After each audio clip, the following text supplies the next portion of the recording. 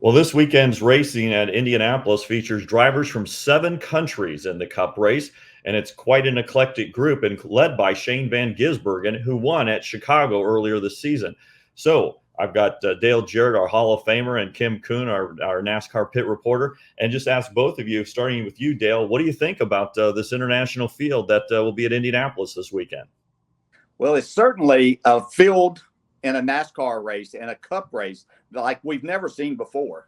The amount of countries and areas that are represented, the championships, the wins across the board, just incredible. And you have to attribute a lot of it to the success at Chicago street race of SVG and everything that he was able to accomplish. And also look at this new car is opening up opportunities for drivers to come in and feel more comfortable. I think the older cars before we got into this next gen car was something that the drivers that drive these cars and race in the Cup Series all the time had a big advantage there, and it was difficult to come in. You couldn't get a really good ride. Was part of it.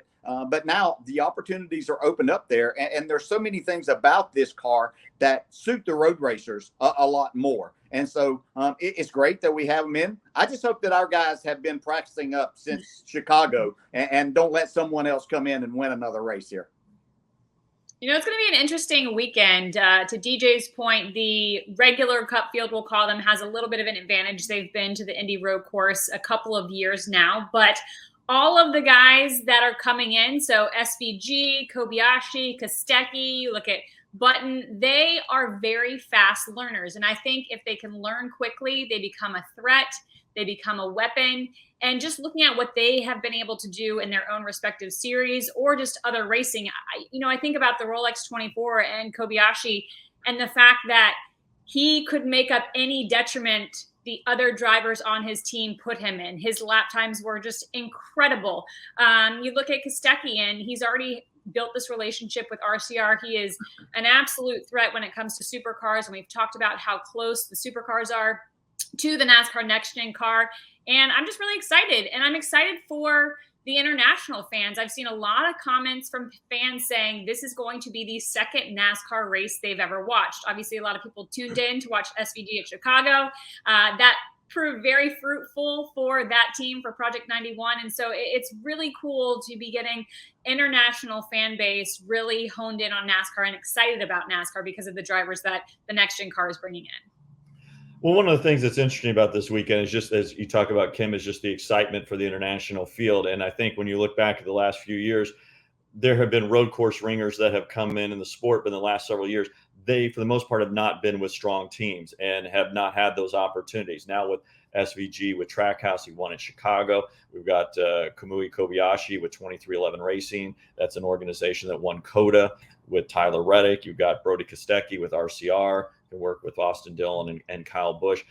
I want to ask both of you, and I'll start with the Hall of Famer Dale, is, with these guys in better equipment, better opportunities, how might this open things up for some other drivers maybe looking at NASCAR to try to either come in or do some select races? Yes, good point, Dustin. I don't think there's any doubt that this new car is opening doors that haven't been there before, and owners willing to take chances with this because they know how different the car is and how adaptable it is for drivers from other countries and other forms of motorsports to get used to this. So it's opening up a whole new world and opportunities that are out there. And the one thing that you look at, especially this weekend in particular, is we're right at the end of the regular season, and any points that drivers may lose in the stages or at the end of the race in the finishing position to some of these drivers come in could be very valuable to these to our regulars as to whether they make the playoffs or not. So there's so many things that are there, but the opportunity to drive a good car is there for a lot of these good road racers from other parts of the world. And it makes it interesting, brings in a lot of eyes for our sport, but in turn, it can be very hurtful to some of our regulars as they try to navigate their way into that 16 driver playoff system. I think the surge of these kind of road course aces coming into what we'll call the top tier teams versus what we had seen in the past is kind of twofold. I think we've already covered it. It's because of the next gen car, the fact that these drivers that are coming from other series, this car is much more adaptable to them and to their skill set.